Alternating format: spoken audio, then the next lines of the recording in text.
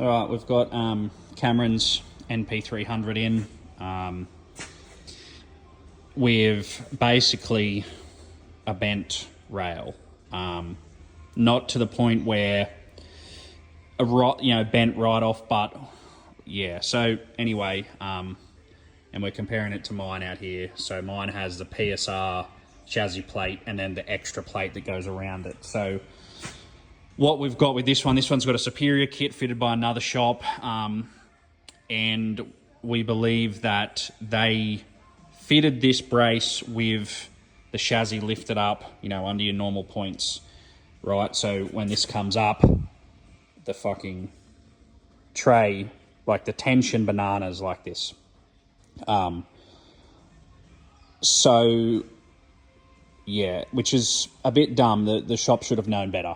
A lot of people do these on a four-poster, so the car is sitting at its natural area. Usually I would bring this in, put axle stands under there, let it sit, leave the front, so it's all just sitting there. But this had been welded with the pre-banana bent chassis, etc.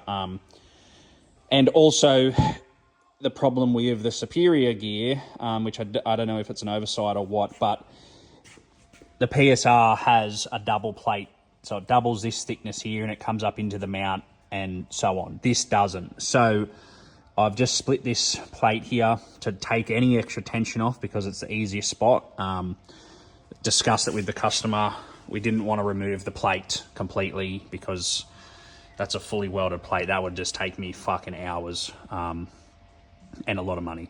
So anyway, we've just split this plate through here, and I've cut out another plate to go up in there to reinforce that section, because that's basically where they bend and break, is usually this mount. And most of the tension sort of there, but then obviously behind the axle load as well. This thing's not really loaded behind the axle, but he does tow a camper, so you get a fair bit of ball weight. I've loosened the tray mounts off as well to stop the tray holding any tension. Really, they didn't move too much. The middle ones moved a bit. So yeah, they're a little bit of tension, and it was always tension. It was down. Bit shit. But anyway, so what we've done, we took a couple of measurements, and from here to here was about 26 mil of flex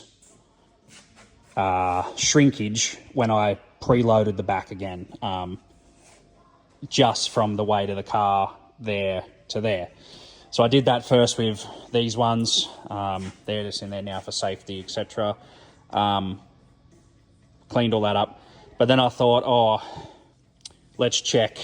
So obviously from there to there, that's nearly another half a meter of deflection behind that point. So I've jacked that up.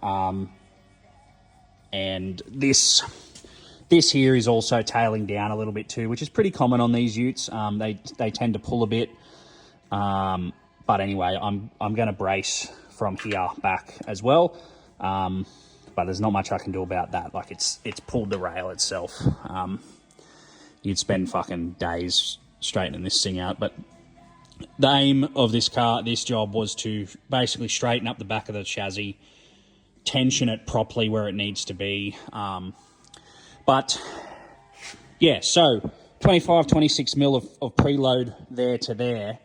I went up on this, took an accurate, measurement of what we sort of, from the point of this here to here. And just by jacking up on the toe ball, so the furthest point was another 10 millimeters, 11 millimeters. We work plus or minus 3 mil for a chassis rail. 10 mil of flex, and some of that could have been a bit of the tray tilting up, etc. And the mounts coming back up to lean this in. But overall, that's 36 mil of fucking banana tension on the back of that. So, yeah. Definitely in this application, the PSR brace is better because it has that little bit of extra support around there, which sort of doubles up that. And, you know, ideally, you'd want to cut this mount off completely, but customers don't want to pay for the hours that it would need to cut that off, plate underneath it, put the mount or remake another mount back on there. Yeah, a lot of customers don't want to do that. So yeah, that just shows you how much flex that these have.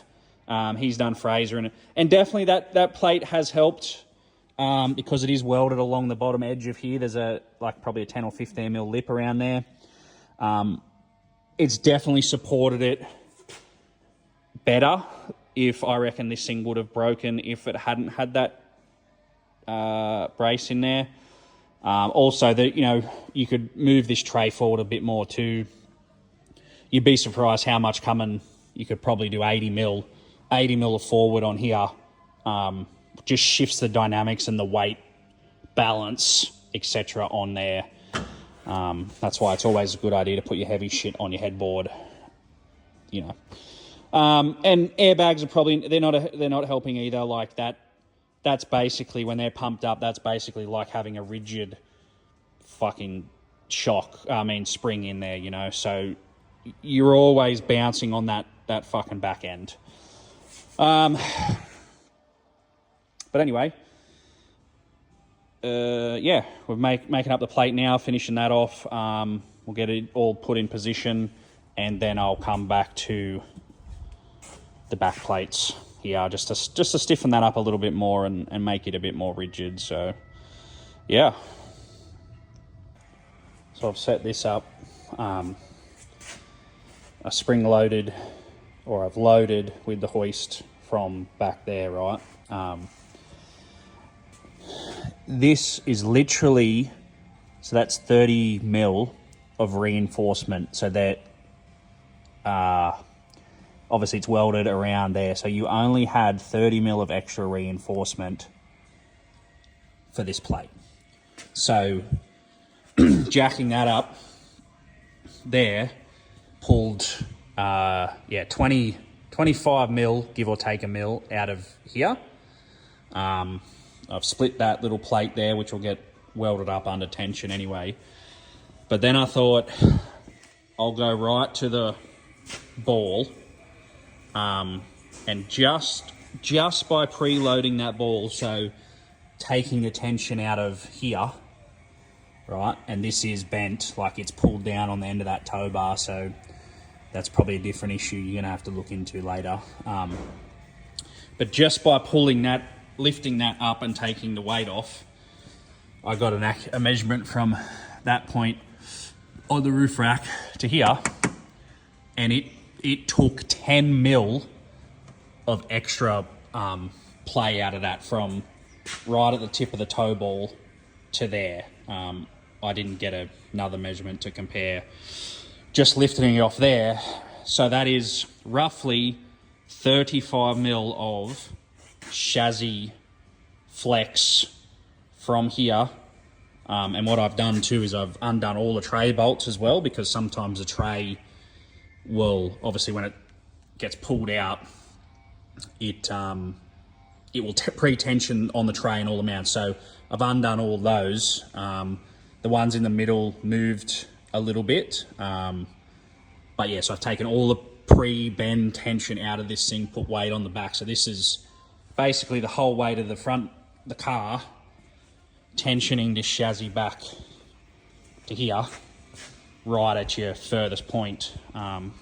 So yeah, 36 mil of flex that this chassis was still getting in there, which is fucking bad. All right, so we've put this thing back together now. We put the reinforcement plate up there. So now that it's actually sharing the load all the way through this plate, not just that little gap down there for reinforcement. So like I said before, PSR supply one of these with their brace kits to obviously weld in, and that doubles the supported material, I guess you could say, because like I said, the superior one only had went down in here one plate around it all, and that was literally it. That was there. So and the previous people didn't weld the plate to the mount. They literally just welded down the side of the plate to the rail, so they should have welded like we have here. Anyway, so doing all that, and then what I done here, so this plate pretty much come down here like this, there sort of thing. So I've done up another 4mm plate and took the tray mount off, because what I noticed is when we lowered the car back down and took all the weight off it, there was still like deflection or tension being lost through there to the tow bar, etc. So yeah, anyway, took the tray mount off, so this plate comes all the way up to here and grafts in nicely with that plate. It was welded, basically pad welded to fill the gap up, smoothed off, and then this mount here goes over this plate as well. So I think that plate there comes like, yeah, like it sort of goes like that or something. Anyway, yeah, so now this plate is reinforcing the join on those, plus that's a stronger tray mount anyway. So that's 6mm 450 MPa folded that we had for another job, instead of the pissy little, I think that's about 1.5mm, I think, and then 2.5 at the top. So yeah, that's also given a bit more clearance for the tyre too, if he ever wants to go a little bit bigger. And it's just sort of killing two birds with one stone, having this plate brace across the joint and fully welded up, etc. So yeah, we did all this under chassis tension up, so we supported it under the tow ball, which is the furthest point, and then shifted all the weight, so it was basically the whole weight of the car was sagging down, other than the tow ball. So yeah, then I just adjusted these mounts a little bit more forward too, so everything sort of fitted. And yeah, so I think overall, like, it's still a little bit,